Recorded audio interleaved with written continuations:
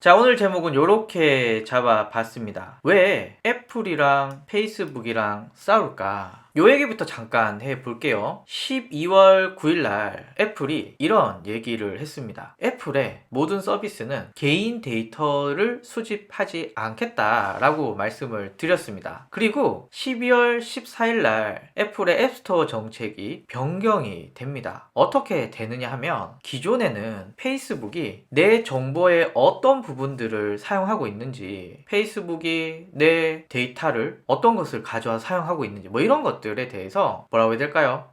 분명하게, 명확하게 밝히지 않았어요. 그냥 페이스북이 내 데이터를 대충 쓰겠지, 이런 정도라고 우리는 약간 동의하고 그냥 페이스북을 사용을 했었는데, 앱스토어 정책이 바뀌면서 이렇게 바뀌었습니다. 페이스북이 네 개인정보 이러한 거 사용하려고 하는데 너 사용하게 해줄 거냐? 동의하면 기존과 같이 페이스북은 여러분들의 데이터들을 막 끌고 사용을 하는데, 동의하지 않으면 앱이 여러분들의 데이터를 사용할 수가 없습니다. 굉장히 큰 변화인 거죠. 12월 16일 날 페이스북이 광고도 내고 애플을 공개 비난하게 됩니다. 페이스북의 공개 비난의 핵심은 소상공인들 혹은 기업들이 가장 저렴한 비용에 효과적인 광고를 개인정보를 통해서 했었는데, 애플이 이걸 막아서 소상공인들을 좀 강조를 하면서 소상공인들은 이제 광고를 효율적으로 하기가 굉장히 힘들어졌다라고 말을 했습니다. 자, 그러면 제가 이렇게 말할 수 있죠. 첫 번째, 애플은 개인정보를 수집하지 않거나 굉장히 까다롭게 만들고 있어요.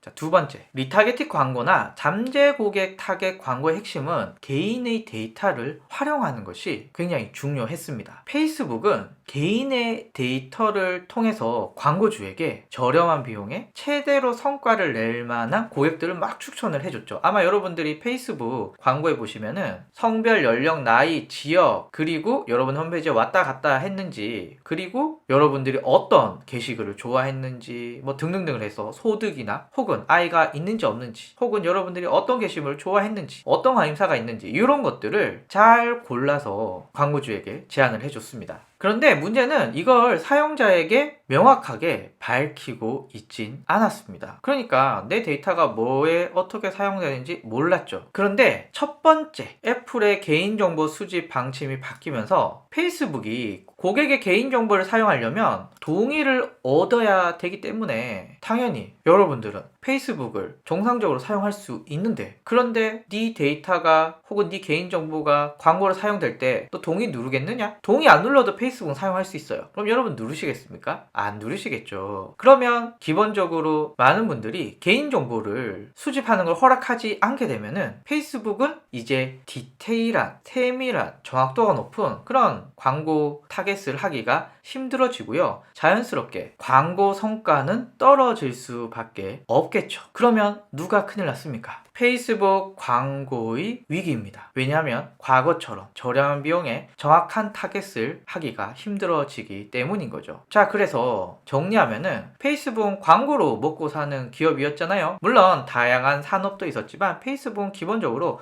광고로 먹고 사는 회사였는데, 아하, 이제 개인정보를 수집 못하게 되고 혹은 굉장히 까다롭게 수집하게 되면서 광고 성과가 떨어지니 광고주 입장에서는 글쎄요, 좋지는 않은 결과입니다. 개인으로 보면은 뭐 내 개인정보가 사용하지 않으면 좋지만 기업 입장에서는 좋지 않겠죠. 자, 그리고 애플이 개인정보를 수집하거나 까다롭게 만들면서 페이스북 말고 또 하나의 손해보시는 분이 생겼습니다. 그분이 누구실까요? 맞습니다. 구글이죠. 요 구글 역시도 페이스북 이상으로 넓은 광고 네트워크를 가지고 있습니다. 여러분들이 앱에 노출이 된다거나 혹은 웹페이지에 노출이 된다거나 여러 가지 어떤 페이지들, 배너 광고, 검색 광고, 뭐 등등등의 광고가 노출되는 거, 앱 광고도 마찬가지고요. 다 구글의 광고 네트워크인데요. 구글 역시도 이제 광고로 뭔가 하기에는 어려움이 생겼습니다. 그래서 구글은 지금 집중하고 있는 게 유료화입니다. 유튜브도 광고를 모든 동영상에 붙이는 걸로 미국은 이미 시행을 했고 한국도 이제 곧 시행을 하려고 하는데, 그렇게 되면서